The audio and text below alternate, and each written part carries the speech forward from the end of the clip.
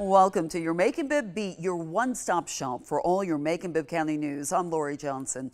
Each week we take you through what's happening in your neighborhood, from North Macon to South Bibb and everywhere in between.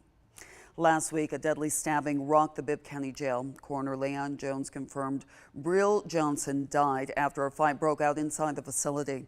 The sheriff's office says several inmates were involved and several people were hurt. The attack exposed serious security flaws. It started with inmates breaking an old sliding door in D Block. Sheriff David Davis says the worn-out locking mechanisms made it easy to breach. It's that breaking of that locking mechanism is what causes the problem. And wear and tear of, 40 years, over 40 years of wear and tear could have done it.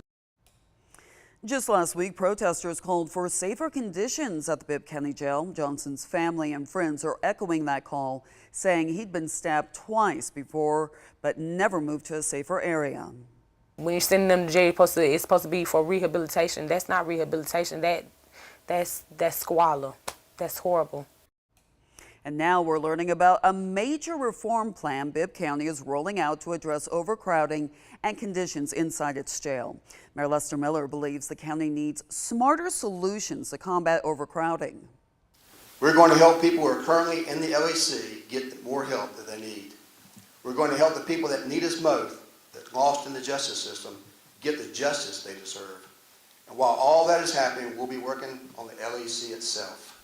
The county wants to release 150 non-violent offenders. Law enforcement would use ankle monitors to track them while they work and get treatment. The plan also calls for a new task force, expanded jail services, and a request for a new jail. Multiple programs will also focus on helping inmates with behavioral health needs and provide resources to help inmates get back on their feet after they're released. Mayor Miller adds the ankle monitoring and other changes won't cost taxpayers and could save the county millions. It's a smart thing to do. It's a fiscally responsible thing to do. And it's something that we have to do. The plan comes ahead of June 17th's budget vote, which could allocate over $2 million more to public safety this year. In total, that would be $120 million toward public safety. We have an update on the deadly mass shooting at Midtown Daiquiri Bar and Grill that happened in West Macon last month. 2 arrests were made in connection with the shooting that killed 3 people and hurt 6 others. 17-year-old Travis Glover was taken into custody and charged with 3 counts of murder. 28-year-old Jarius Curry was also arrested and charged with 5 counts of aggravated assault. They join Munchman Bond III in jail. The 24-year-old was arrested in South Carolina and faces 3 counts of murder. Since their arrests, both Glover and Curry have appeared in court. Bond was not granted as their cases were transferred to Superior Court. Neither are at the Bibb County Jail. Curry is in Monroe County and Glover in Upson. Meanwhile, family and friends of the victims continue to grieve and call for justice. I want them guys. I want justice for Javante. It's not going to bring Javante back, but at least they'll have time to sit down and think about the lives that they took. The investigation is ongoing. Right now, Bibb County investigators want your help identifying a person of interest. Deputies say this man was seen inside Midtown Daiquiri Bar and Grill on May 18th, that night of the mass shooting. If you recognize him, call the Bibb County Sheriff's Office or Macon Regional Crime Stoppers at 1-877-68-CRIME. It's been a year since 82-year-old Garland Warren went missing from his Rents home. 2 weeks later, he was found dead in Butts County. As Solane Arif reports, his daughter is sharing what she hopes changes for other families. Now the search spanned multiple counties. Mr. Warren went missing from his home in Rents in Lawrence County, and then his car was seen in Macon County, and then in Crawford County he was seen talking to someone. His truck was found in Spalding County, and he was eventually found in Butts County. It had been on the news this whole entire time, and then 2 days prior to us finding the truck, there was people that we would meet that had no idea anybody was even missing. Daughter Michelle Warren says on top of her family's pain while her dad was missing, it also hurt knowing that someone may have seen him but had no clue that he was a missing person. No matter if it's a child, an adult, if it's a human being, there needs to be a text message that goes out. During last year's searches for her dad, we told you about Maddie's Call, also known as Silver Alerts in Georgia, that uses certain criteria before the alerts even go out. We have to conduct our own investigation, and we have to rule out any other possibility as to why the person is missing. And once those alerts go out, it's not sent by phone to the general public. It's only to state agencies like the Department of Transportation. That's why Warren's family kept sharing his picture on social media, hoping to get the word out faster. For people not to know that somebody was missing in your own hometown, that's just, like I said, it needed. While she can't change what happened with her dad, she's hoping awareness could make a difference for another family missing a loved one. Reporting in Lawrence County, Celine Air, 13 WMEZ News. On June 22nd last year, 2 people were questioned for stealing Warren's truck from the area his body was found. Robert Peppers and Kelly Osborne were arrested and charged with theft by taking. They were both given a bond of $10,000. So far, the Griffin Judicial Circuit District Attorney's Office has not indicted them. Right now, a Macon woman is detained in South Georgia, separated from her family. 58-year-old Alma Bowman was taken into custody during a routine ICE check-in on March 26. Maggie Fitzgerald talked with her children, who say she's a U.S. citizen and her detention is illegal.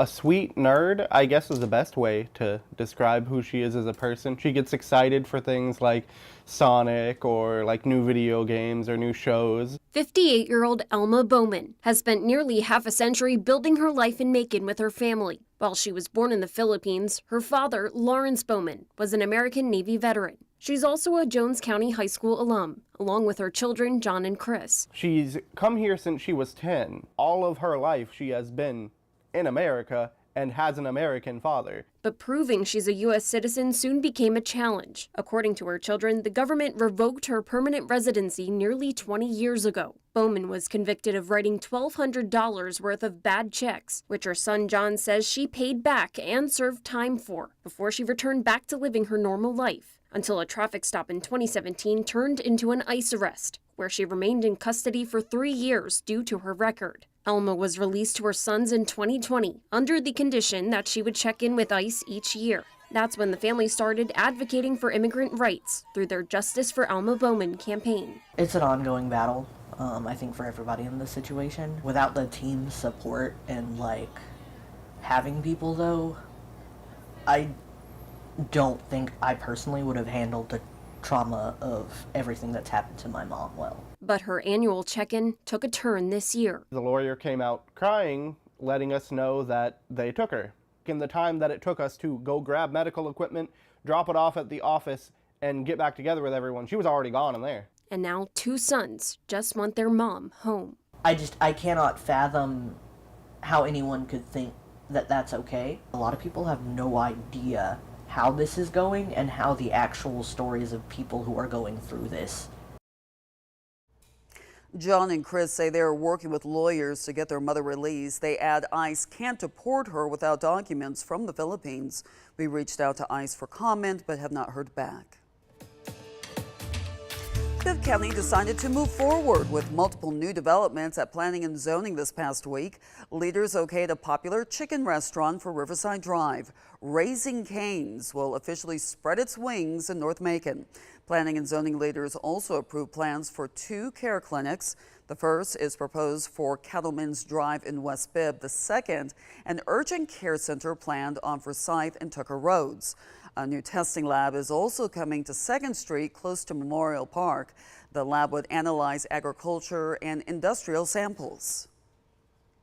Macon-Bibb Planning and Zoning leaders are also moving forward with a multi-use housing and retail development near Houston and Sardis Church Roads. Maggie Fitzgerald breaks down why some neighbors are concerned about the new additions. It doesn't look like much now, but the land you see behind me could soon be home to a variety of housing and shopping here in South Bibb. But today's approval did not come with the support from those living closest to where construction will begin. This is my first glimpse that something happened near here, you know. Johnny Patterson and his family have lived in the Windmill Plantation neighborhood for nearly 10 years, and they say they enjoy living in a calm countryside area, which is why they urged planning and zoning leaders to reconsider an apartment and shopping project right around the corner from their home. While Bibb leaders approved next steps for the proposal, the Pattersons are concerned the plan will increase traffic and crime and decrease their neighborhood's property value. That's what I'm afraid of. I hate to be here and then to the point that I should have just really sold out and moved on. Not that I'm against it for people having a good place to live. Why they picked this area here, I don't know. And the Bibb County School District also commented on the plan and referenced in nearby schools. They say Rutland Middle and High School are expected to exceed capacity. In Macon, Maggie Fitzgerald, 13 WMAZ News. Wright Family Developments is set to oversee the project. No word on when construction will begin. A downtown Macon business owner says a vacant building next door has become a homeless encampment. He says the trash, rodents, and constant activity are driving away customers. Jasmine Lee shares his pleas for help. At first, this might just look like another empty building, but if you take a few steps closer, you'll see trash, broken glass, and signs that people are living here. Now, the business owner next door tells me this has gotten out of control and no one's doing anything about it. I'm trying to make a living here next door, and they're making it hard for me. Bernard Bronner has been running Unique 2 Auto Detailing on MLK Boulevard for 33 years. But these days, the work begins before he even opens his doors, picking up trash, sweeping glass, and trying to keep customers from walking away. About 8 months, I seen them cutting hole in the bathroom to enter into the building. And they've been living in there ever since. He's seen rats bigger than cats, people going through his lot, and customers too nervous to even step out of their cars. This shop is how Bronner feeds his family, and he says every lost customer feels like he's watching decades of hard work slip away. My older customer is scared because the people runs up to their cars, begging them for money.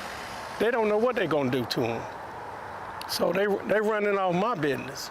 And that's the way I eat. Bronner says he called code enforcement, the sheriff, even the city many times. But each day he says it feels like no one's listening.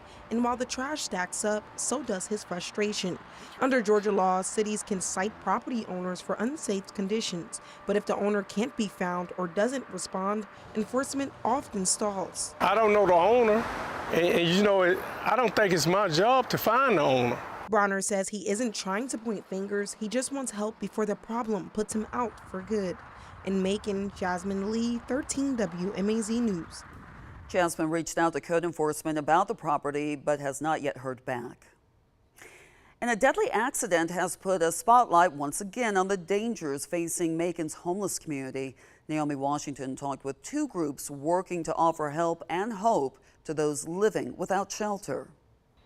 Daybreak Director Sister Deborah Malott says there's a shortage of shelter beds in Macon. We have shelters for families, and we have shelters for particularly veterans, but we don't always have shelters for just single men. Malott says it's sad to hear a homeless person who had been to Daybreak before a few times died Saturday. We feel like that's kind of a member of our community that passed. Just up the street from Daybreak at Carroll and Creighton Park, members of Union Baptist Church fed the homeless. Patricia Jackson says Monday they gave out 40 meals and water, and they do it every year. It's so many hungry people, and we see them wandering, and so with signs saying that they wanted food. Jake Hall is Executive Director of United to End Homelessness with the United Way of Central Georgia. We see an influx of newer individuals into Macon, from outside of Macon to a small degree, but also in a reduction in some of the encampments that have seen a higher density in the past. He says his team does social outreach at encampments to build trust and have people make steps toward housing. It takes a village alongside nonprofits partnering to help the homeless. So when we have people living in these conditions, there is a sense that they're always on the edge of either life on one side or death. Macon's code enforcement regularly patrols for homeless encampments to try to keep them from popping up and growing. Sister Malott says Daybreak doesn't want to see people in camps either. She'd rather have them in shelters. This summer, there's going to be a brand new medical center in downtown Macon. It will be specifically for adults with intellectual and developmental disabilities. The Mercer School of Medicine is opening it in partnership with River Edge Behavioral Health. Naomi Washington takes us inside the state-funded 34,000 square foot building.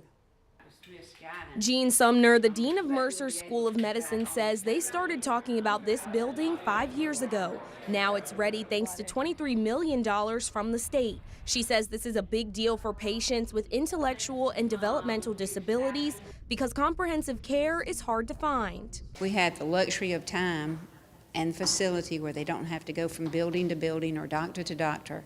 We bring those things here. She says it's all about giving adults with disabilities in rural and underserved communities a place to go. The center's director, Dr. Jonathan Smith, says he's built his career around providing this type of medical care. I have a son that has Down syndrome and IDD, and so not only is it professional for me, but it's really a personal goal to make sure that when he reaches adulthood that there are services and there are people that are going to be able to care for him in the future. Here, patients can get crisis care, primary care, dental care, and various types of therapy. Sumner and Smith say they want this space to feel relaxing and welcoming, not institutional. State Behavioral Health Department Commissioner Kevin Tanner says this will fill a gap. I get a lot of phone calls from CEOs of hospitals, nurses, and other people with individuals who are stuck in emergency rooms, stuck in hospitals, who have intellectual developmental disabilities. So Tanner is excited to be among the officials who advocated for this center. The goal is to bring patients in for a short period of time to give them and their caregivers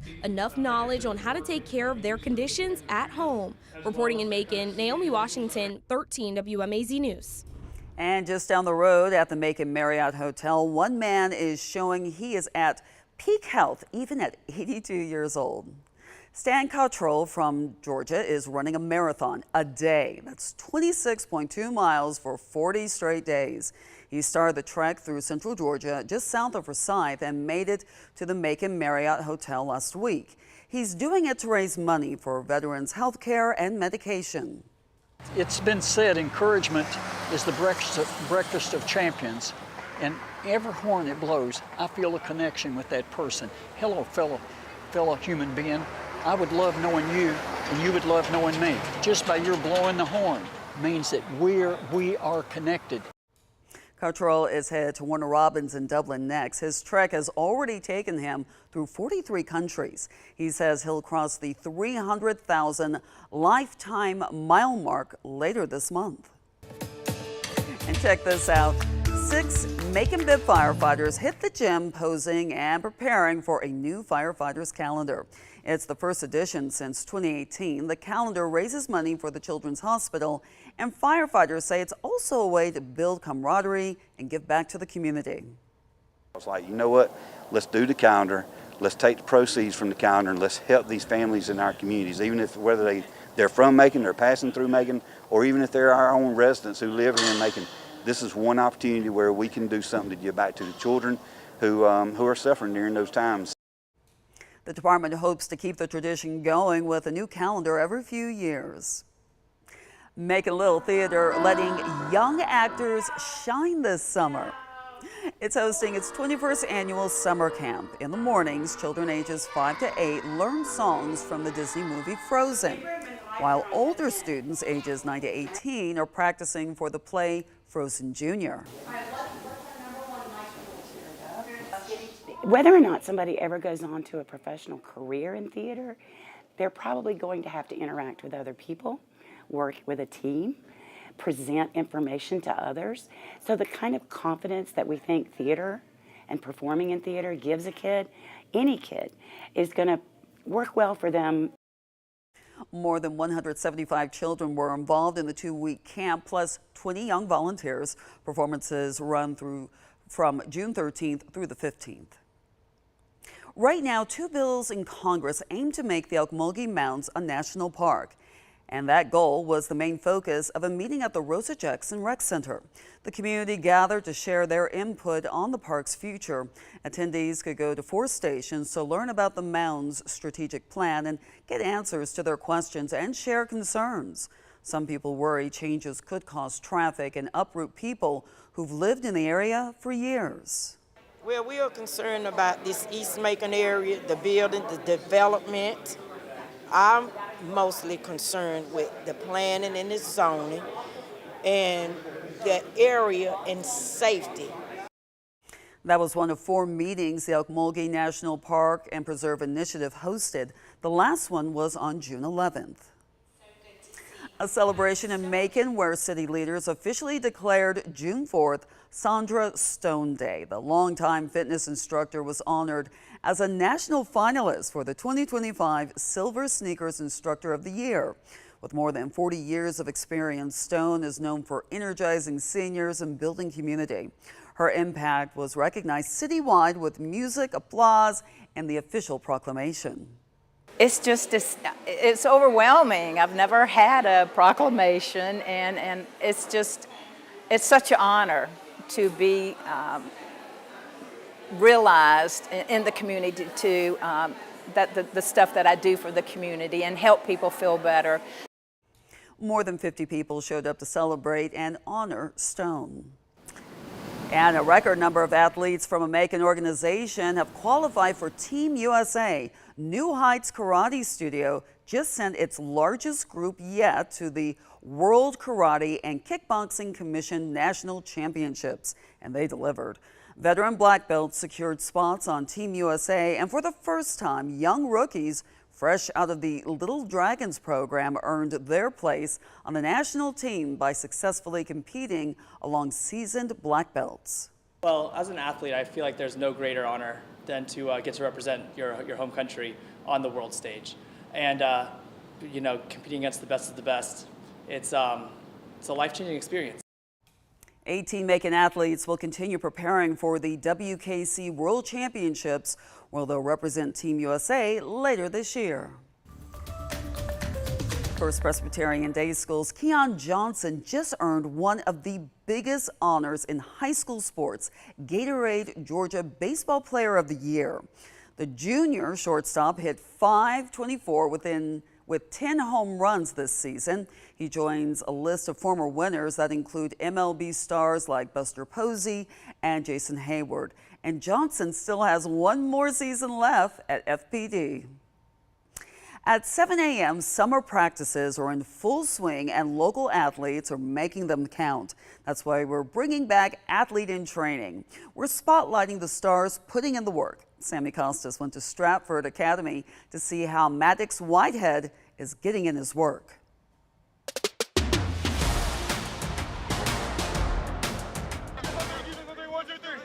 He's a leader, and what he does by leader is leads by example. Head coach Paul Carroll is talking about Maddox Whitehead. He gets in the weight room. He's not a rah-rah guy, but he is very tough, and that's something that you got to have on your football team. I keep staying humble and leading my other teammates in the right direction and just trying the best I can for me and everybody else on the team. As a junior last season, he earned the second most sacks on the squad, putting him on track to be the top Eagle this fall. Whitehead also put up the third most total tackles with 27 on the stat sheet.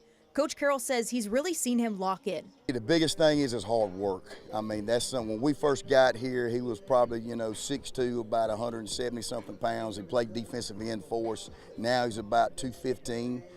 He's bought so much into that weight room. They're just like small building steps for what we have to do later in the season, and every rep matters out here on the field. It's not just when he's sporting the 6. Whitehead knows where his attention should lie as a student athlete. Just a super kid. He's got like a 3.2, 3.3 GPA. Just outstanding young man. He's a yes or no sir kid, and he's come a long way. And just like seeing kids like that just kind of come through the program, and our coach has done a great job of just molding him into what he is right now. And the expectations are high for the senior star looking ahead to this fall. I tell you, I expect him to at least have about 10 sacks, about 10 tackles for a loss or even more, and just play football. Be on the field on offense and defense, and just enjoy his senior year.